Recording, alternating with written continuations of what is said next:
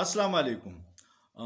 पाकिस्तान کې چې د حکومتي پالیسیانو د ناکامۍ په وجه ډالر په بر روان دی او پیسه په لاندې را روانه ده. زه لږې ورځې مخکې خو به سودا به مې راغسته، نن ووتمه سودا له، نو سړي ته مې یو دوه چرګان وتله. چې وتلل مې څو پیسې شوې وي؟ 1800 روپۍ. 1700 روپۍ باندې دوه چرګان، لکه په 850 روپۍ یو چرګ. نو ما ته دا رایاد شو چې زمونږ د پیسې نه هم د افغانۍ روپۍ جوړه شوې وه.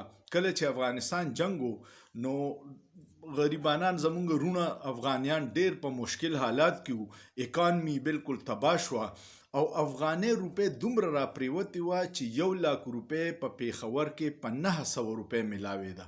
1,00,000 روپۍ افغانۍ 900 روپۍ. تا به ولې یو 2-3 زره درکړې، هغه غریب به له بوجۍ راوویسته د پیسو. نو ډیرو خلکو جمع کړی وي چې یاره بیا به ریټ ښه شي نو موږ به یې خرڅ کړو، هغې کې بیا هغوی کرنسي چینج کړه، نو ډیرو خلکو ته نقصان شوی. زه تللی وم کابل ته، نو چې په لاره تلو تورخم مو کراس کو، جلال آباد کې د روټۍ ټایم راغی.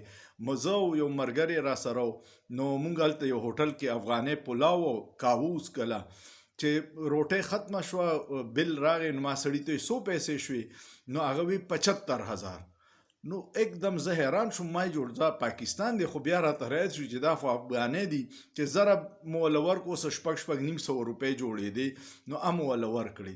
نو ما ته هغه وخت رایاد شو چې نن ما دا چرګان راواغسته چې زمونږ د روپۍ نه هم افغانۍ جوړه شوې ده، او ماشاءالله نن سبا د افغانستان پیسه زمونږ نه یو په 3 ګنا ښه ده. هغوی ډالر هلته کې غالبا په 88 روپۍ دی، زمونږ په 316 ته اوپن مارکیټ کې ورسېدو. نو الله دې زموږ په ملک رحم وکړي، کم تیزۍ سره چې روان دي او کم نااهلۍ سره چې روان دي او څه پالیسي ورسره نشته، څه ویژن ورسره نشته، نو خدای دې نه کړي چې دې نه هم نور نقصان شي. ځکه چې افغانستان کې خو 3 کروړه خلک وو، دلته 25 کروړه خلک دی. څه به کوي، څه به خوري، څه به څکي، د یو بل غوښې به خورو. نو الله دې رحم وکړي. سوچ پیو کې په سوچ کې څه ګناه نشته.